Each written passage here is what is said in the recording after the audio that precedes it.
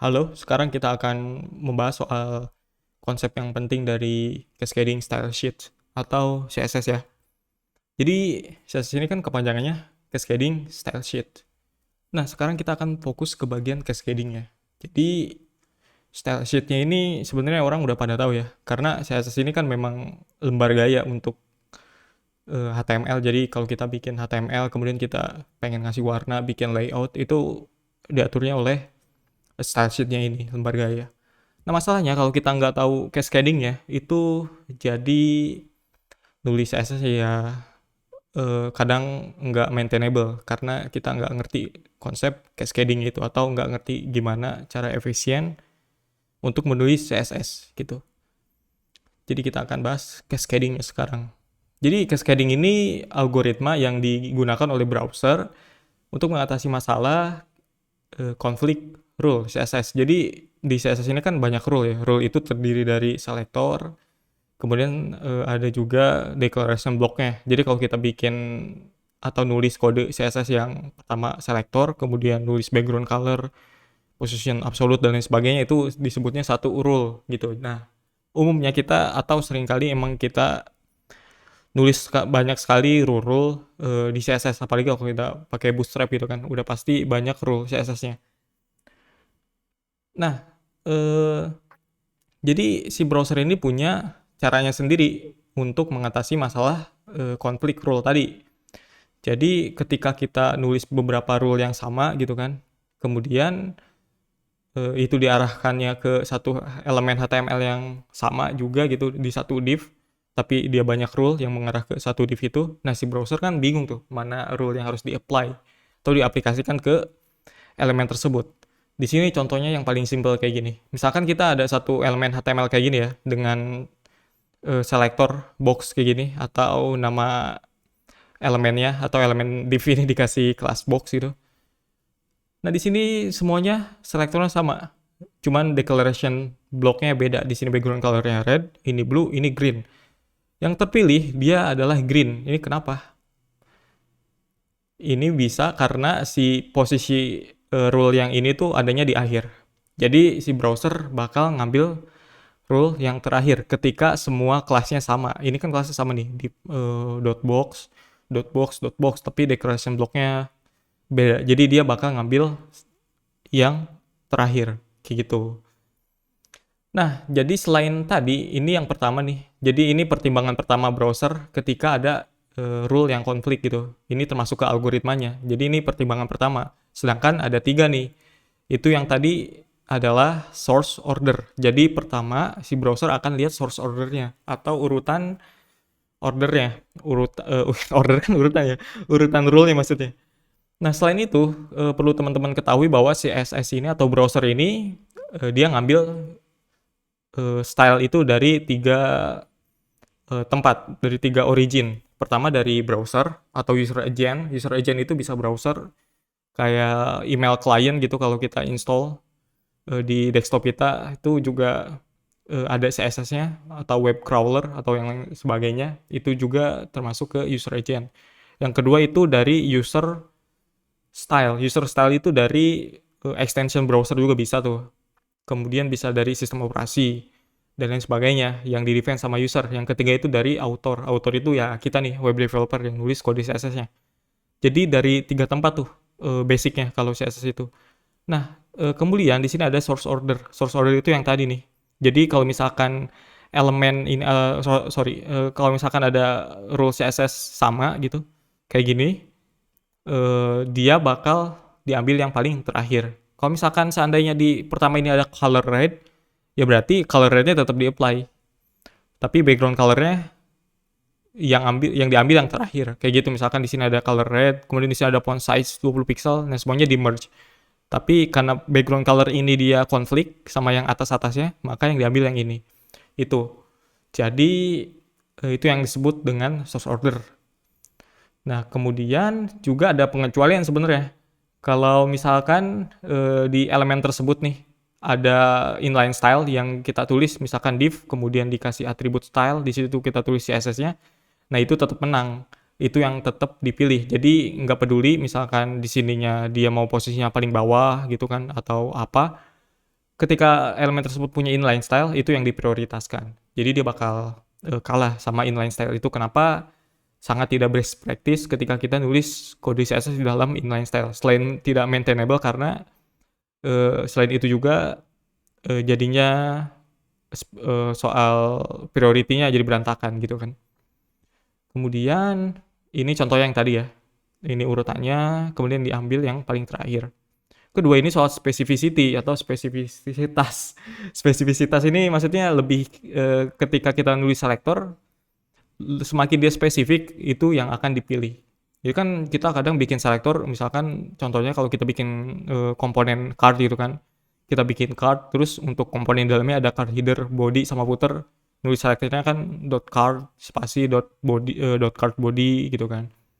Itu jadi soal specificity. Nah di sini ada tiga basicnya tuh ada 3 jenis selektor di CSS ya yang paling priority. Bacanya dari bawah sebenarnya. Yang pertama type selector dan pseudo element. Pseudo elements itu kayak before after ya. Kemudian bisa ada type selector. Type selector itu nama tag kayak div, span, body gitu kan, atau table itu type selector nama tagnya gitu. Kemudian ada class selector yang diawali dengan titik, itu class ya, class selector.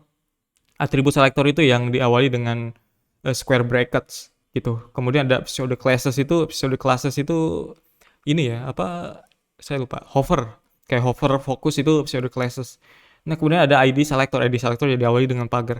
Nah yang paling priority itu ID selector, yang paling berat, karena specificity ini atau cara browser menghitung specificity itu dari beratnya. Jadi semakin spesifik satu selector dia semakin berat. Itu ada cara ngitungnya, lihat aja di deskripsi itu linknya. Di situ ada cara ngitungnya. Dan itu juga pembahasan specificity yang lebih dalam sebenarnya. Tapi di sini kita akan bahas secara general dulu. Nanti kita mungkin bahas di kesempatan lain soal specificity lebih lengkap ya. Nah, pertama ID selector yang paling berat. Jadi kan di sini ada di atas ya. Di sini yang kedua, di sini yang ketiga. Jadi yang paling berat itu ID selector. Kemudian yang kedua itu ya class selector, atribut selector, dan pseudo classes. Yang terakhir ini type selector. Di sini ada contohnya. Jadi walaupun si selector atau rule ID box ini paling atas, dia tetap dipilih oleh browser. Kenapa? Karena dia lebih diprioritaskan oleh browser dari sisi cascadingnya gitu, karena dia ID selector. Yang kedua, seandainya nggak ada box, itu yang akan diambil yang kelas selector ini. Kalau nggak ada nih yang ID box ini, dia bakal ambil yang kelas box ini. Jadi dia bakal warna biru, ini warna hijau karena dia ID. Nah yang terakhir ini paling lemah nih, tag selector, jadi atau type selector. Ketika kita nulis kayak gini, walaupun dia ada di paling bawah, dia tetap akan semacam di-ignore lah, karena kalah specificity-nya gitu, lebih priority yang ID. Terakhir ini soal importance. Importance ini yang spesial ya, karena nggak peduli selektornya kayak gimana, specificity-nya kayak gimana, atau source order-nya kayak gimana, entah itu yang paling bawah, yang paling atas, kalau kita kasih important, itu yang akan diambil. Ini kenapa juga kita seharusnya menghindari penggunaan important ketika memang dalam keadaan darurat atau memang seharusnya kita pakai important. Ada beberapa kasus yang memang kita harus pakai important, kayak misalkan kita bikin helper selector kayak di Bootstrap gitu, kayak text center, text right gitu kan, atau line item center, justify content center gitu. Itu di Bootstrap disebutnya dengan helper classes, yang dimana yang namanya helper ya harus membantu kan. Masa kita mau pakai text center yang disebut helper tapi dia nggak ke tengah teksnya, itu kan jadi nggak make sense gitu. Makanya di situ ada important. Di kondisi lain itu sangat dipertimbangkan, bahkan harusnya dihindari penggunaan important ini. Kenapa? Karena akan merusak cascading yang harusnya berurutan dari source order kemudian ke specificity, itu karena ada importance sehingga ya bakal jadi berantakan penulisan CSS-nya kayak gitu. Ini kenapa kita lebih baik menghindari importance. Contohnya kayak gini ya, walaupun si div ini kan dia paling lemah atau yang paling tidak diprioritaskan oleh browser secara cascadingnya, karena dia punya important, dia bakal diprioritaskan karena tadi ini yang paling spesial important ini, makanya jadi merah nih. Karena ini nggak ada important dan ini juga nggak ada important gitu. Kenapa dia yang bakal dipilih? Ini urutan conflict declaration ya. Jadi cara browser membaca CSS kita itu kayak gini nih. Pertama, browser kan bakal baca dari user agent stylesnya dulu nih. Kan tadi saya bilang CSS itu ada 3 origin ya, ada dari 3 dari 3 sumber. Pertama dari user agent, contohnya browser kalau kita web developer. Kemudian dia bakal ngecek juga ke local user. Local user ya tadi bisa dari sistem operasi, kayak misalkan kita mau nge-disable atau nge-enable motion reduce gitu kan. Ketika kita pengen men-disable animasi di website itu kan biasanya kita settingnya di sistem preference-nya sistem operasi gitu. Atau local user style ini juga bisa kayak ketika kita pakai sistem operasi kayak Ubuntu atau yang lain, distro Linux yang lain atau sistem operasi yang lain itu biasanya punya font family base-nya yang berbeda dari Windows, dari macOS gitu. Itu termasuk ke local user styles. Kemudian ada author CSS. Author CSS ini ya kita sebagai web developer yang nulis kode CSS-nya. Jadi dari kiri ke kanan. Nah, kemudian di sini ada author CSS with important. Yang ini lebih diprioritaskan lagi.